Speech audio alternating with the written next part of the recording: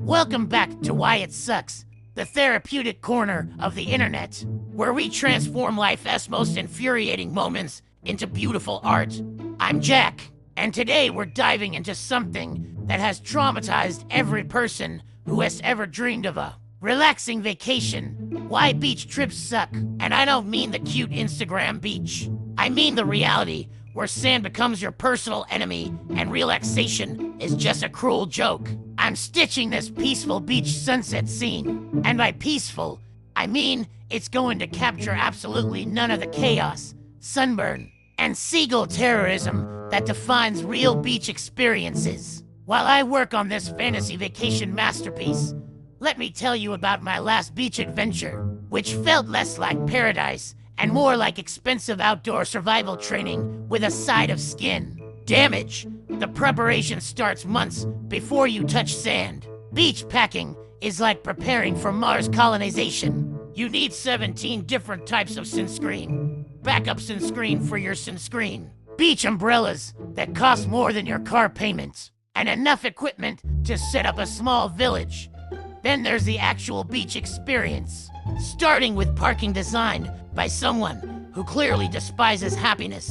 You're either paying more per hour than a decent restaurant meal or walking from a location that's basically in a different time zone, dragging enough gear to supply a small army across what feels like the Sahara.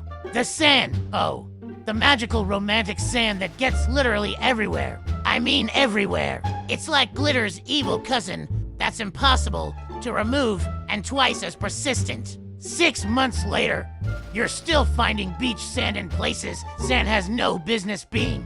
Like little souvenirs of your relaxing vacation. Setting up your beach camp becomes a physics experiment in frustration. Beach umbrellas are apparently designed by people who've never experienced wind. You're wrestling what feels like a possessed circus tent while strangers watch your umbrella attempt to achieve flight. The beach chairs that seem comfortable in the store transform into medieval torture devices the moment they touch sand.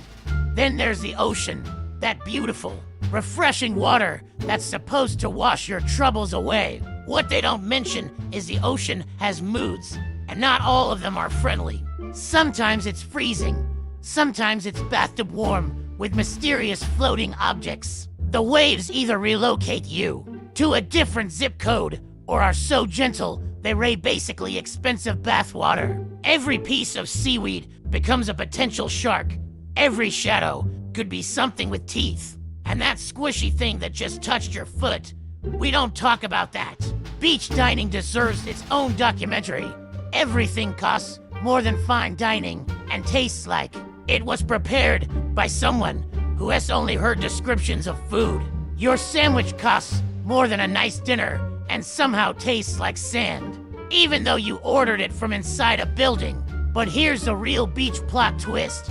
Other beachgoers. You've got the music enthusiast who believes everyone within a 50-foot radius needs to hear their playlist. The space invader who sets up their entire beach compound exactly 3 inches from your carefully chosen spot, and the sunscreen skipper who turns the color of a lobster and somehow makes that your problem. Don't get me started on the families with children who've apparently never seen sand before and treat the beach like it's an interactive science museum where screaming is encouraged. So I'm stitching this serene sunset scene with gentle waves and peaceful seagulls, not the terrorist seagulls that dive bomb your lunch like feathered pirates. While I create this therapeutic beach fantasy, I'm remembering that real beaches are basically expensive outdoor endurance tests disguised as vacation destinations.